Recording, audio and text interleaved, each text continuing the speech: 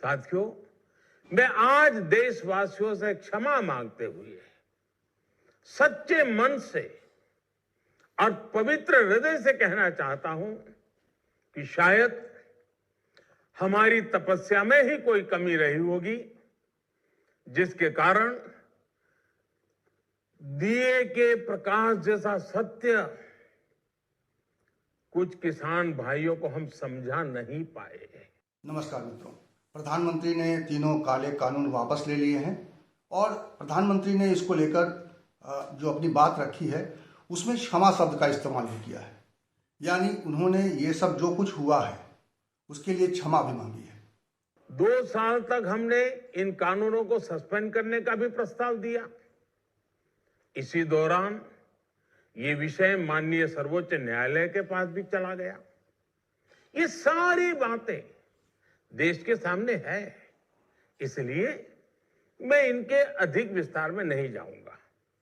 साथियों, मैं आज देशवासियों से क्षमा मांगते हुए सच्चे मन से और पवित्र हृदय से कहना चाहता हूं कि शायद हमारी तपस्या में ही कोई कमी रही होगी, जिसके कारण दिए के प्रकाश जैसा सत्य कुछ किसान भाइयों को हम समझा नहीं पाए। प्रधानमंत्री ने क्या कहा है आप सुन चुके होंगे। मैं इसको बाद में सुनवाऊंगा कि प्रधानमंत्री ने क्या कहा। उनका जो संक्षिप्त भाषण है जो इन काले कानूनों के बारे में है और कानूनों को लेकर उन्होंने क्या कहा है, किस तरह से उन्होंने कहा कि हम समझा नहीं पाए, वैज्ञानिक समझा नहीं पाए और कृषि विशेषज्ञ किसानों के जो हित में ये फैसले थे उसको लोग समझ नहीं पाए और लोगों के कहने पर वो इसको वापस ले रहे हैं। लेकिन अब ये सवाल उठ रहा है कि ये जो प्रधानमंत्री ने माफ़ी मांगी है तो क्या प्रधानमंत्री को ये माफ़ी मिलेगी या भारतीय जनता पार्टी का जो राजनीतिक नुकसान हो चुका है इस पूरे आंदोलन की वजह से उसकी भरपाई हो पाएगी? ये 2 बड़े सवाल हैं और इन सवालों पर जो जानकारी आ रही है, चूँकि अब ये सोशल मीडिया पर इतनी तेज़ी से बातें आती हैं और किसानों के एक समूह में जो बातचीत हो रही है और जिस तरह के सवाल उठाए जा रहे हैं वो बड़े चौंकाने वाले हैं और ऐसा लगता है कि ये मामला जो प्रधानमंत्री ने एक तरह से ख़त्म करने की कोशिश की है कि अब ये एक बार फिर से नई शुरुआत करते हैं, ये शायद क्या नई शुरुआत हो पाएगी? ये सवाल एक बड़ा सवाल है आज की तारीख में, क्योंकि जो सवाल अब उठाए जा रहे हैं और किसान जो आंदोलन पर बैठे हैं वो कई तरह के अब सवाल उठा रहे हैं और उनका सवाल है कि 700 किसानों की शहादत का सवाल। क्या हुआ इस पूरे आंदोलन के दरमियान? 700 किसानों की शहादत हुई। क्या सरकार ने उसके लिए कुछ कहा या सरकार उनके लिए कुछ करेगी? अब ये सवाल है और किसान ये कह रहे हैं कि जो सरकार ने फैसला लिया है उससे बस इतना होना है कि जो नुकसान भविष्य में होने वाला था किसान का वो किसानों का नुकसान नहीं होगा। लेकिन किसानों के और भी मसले हैं जिन पर बात होनी है और इसीलिए शायद ऐसा लगता नहीं है कि जो संयुक्त संघर्ष मोर्चा बना है किसानों के इस आंदोलन के लिए, वो जब बैठेगा, वो जब इस बारे में सभी किसानों की राय सुनेगा, सभी किसान संगठनों की बात सुनेगा, तब जाकर किसी नतीजे पर पहुंचेगा। लेकिन किसान संगठनों के सवाल जो हैं वो ये भी हैं कि लखीमपुर खीरी कांड हुआ है, उन्होंने कहा कि हमारा हक छीना गया है और लोगों को अब ये लगने लगा है कि उन्होंने अपनी आवाज़ उठाई और इसकी वजह से सरकार ने उस आवाज़ को सुना है। तो उनके जो आवाज़ हैं अब एक बार और बुलंद होने चाहिए, क्योंकि उनके कई सवाल हैं। उन सवालों पर अभी सरकार का फैसला नहीं आया है। सरकार का फैसला सिर्फ ये है कि ये 3 काले कानून को वापस लेना सरकार ने मान लिया है कि इसको वापस ले लिया जाएगा। लेकिन किसानों का ये कहना है और किसान समूह में जो बातचीत हो रही है कि संविधान को जो ओवरटेक करने की कोशिश हो रही है, ये भी हमारे लिए एक बड़ा सवाल है और हम इस सवाल पर भी आगे बात करेंगे और इसीलिए ढेर सारे किसानों का कहना है कि ये जंग जारी रहेगी और लोगों का जो किसानों की अगर टुकड़ों टुकड़ों में राय को माने अभी तो मैं बता रहा हूं कि ये इस पूरे मामले में संयुक्त किसान मोर्चा का फैसला अंतिम फैसला होगा।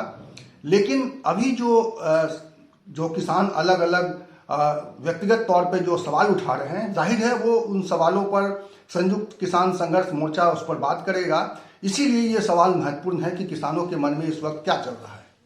और किसानों की राय ये है कि ये आंदोलन अभी खत्म नहीं होना चाहिए, क्योंकि अभी प्रधानमंत्री ने अनाउंस किया है। एक बात और एक किसान कह रहा था, वो किसान कह रहा था कि इनका कोई भरोसा नहीं, यानी प्रधानमंत्री के ऐलान के बाद भी उनको भरोसा नहीं हो रहा है। वो कह रहे हैं कि संसद के अंदर इस बारे में इसको रिपील करना पड़ेगा और तब जाके किसान को अपना जो उन्होंने धरना दिया हुआ है वो धरना खत्म होगा। इसके अलावा जो किसानों की मांग है एमएसपी की गारंटी पर बात होनी चाहिए। उन्होंने इन तीन काले कानून को वापस करने के अलावा एमएसपी की गारंटी मांग की थी।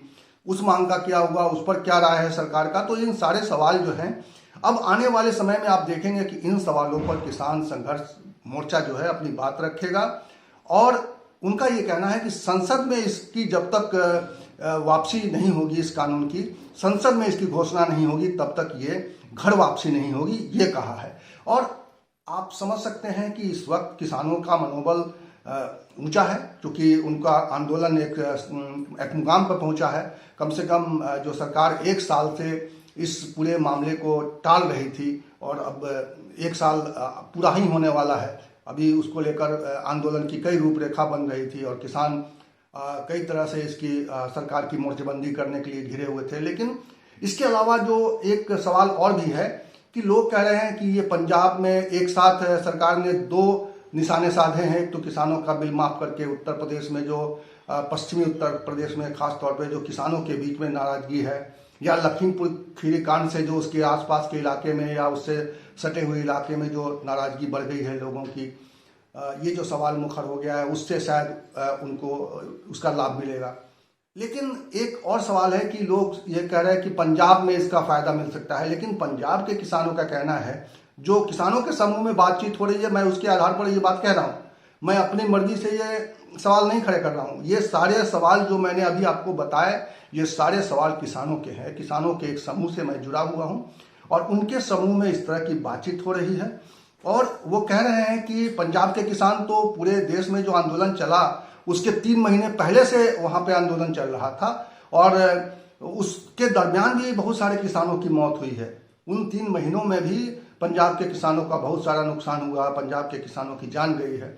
तो इन सारे सवालों को लेकर आज किसान मुखर हैं और इसीलिए ये सवाल बेहद महत्वपूर्ण बन गया है कि प्रधानमंत्री के इस ऐलान के बाद इसका किस तरह से आगे इसका भविष्य है, इस आंदोलन का भविष्य और सरकार के इस कदम से भारतीय जनता पार्टी का जो सियासी नुकसान हुआ है उसका भविष्य।